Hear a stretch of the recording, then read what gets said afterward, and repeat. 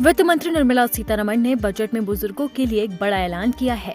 अब वो 4 साल तक अपडेटेड रिटर्न भर सकेंगे। बुजुर्गों के लिए बजट में छूट की भी घोषणा की गई है। वहीं टीडीएस सीमा को 10 लाख रुपए तक कर दिया गया।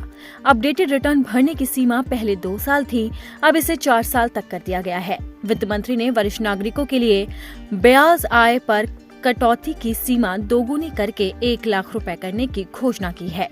इसके अलावा किराए पर टीडीएस की सीमा बढ़ाकर 6 लाख रुपए करने का प्रस्ताव है। वित्त मंत्री निर्मला सीतारमण ने टीडीएस व्यवस्था को युक्ति संगत बनाने की भी घोषणा की। सरकार अगले सप्ताह संसद में एक नया आयकर विधेयक पेश करेगी। बजट में सरकार ने मध्यम वर्ग को बड़ा तोहफा दिया। अब 12 लाख रुपए तक की सालाना आय पर कोई टैक्स नहीं लगेगा। 4 लाख रुपए तक 0, 4 से 8 लाख रुपए तक 5%, 8 से 12 लाख रुपए तक 10% और 12 से 16 लाख रुपए तक 15% और 16 से 20 लाख रुपए तक 20% और 20 से 24 लाख रुपए तक 25% और 24 लाख रुपए से अधिक पर 30% तक टैक्स था।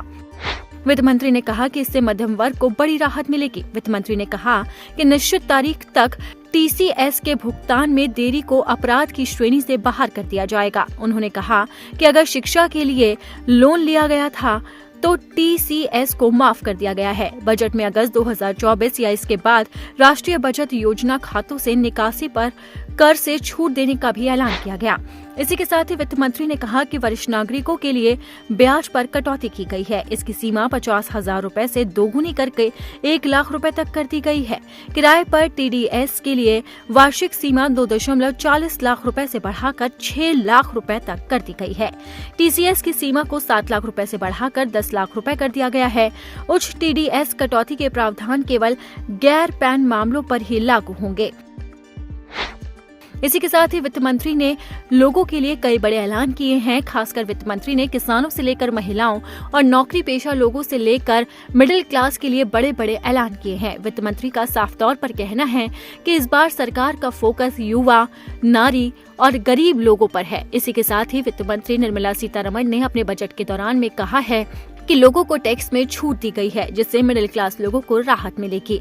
वहीं वित्त मंत्री निर्मला सीतारमण ने बताया कि 82 सामानों पर सेस को कम कर दिया गया है, जिससे लोगों को महंगाई से भी राहत मिली है। इसी के साथ ही एलईडी टीवी, एलसीडी टीवी सस्ते कर दिए गए हैं। वहीं वित्त मंत्री ने ये भी ऐलान किया कि ईवी कारों को बढ़ावा दिया जाएगा और इसीलिए उनके दाम भी कम कर दिए गए हैं। वहीं कैंसर से जुड़ी दवाइयों पर भी कस्टम ड्यूटी घटा दी गई है, जिससे लोगों को बड़ी राहत मिली है। यानी कि अब कैंसर की दवाइयां सस्ते दामों पर उपलब्ध होंगी। लोगों को इसके लिए काफी परेशानियों का सामना करना पड़ा था, लेकिन अब वित्त मंत्री ने लोगों को बड़ी राहत दी है।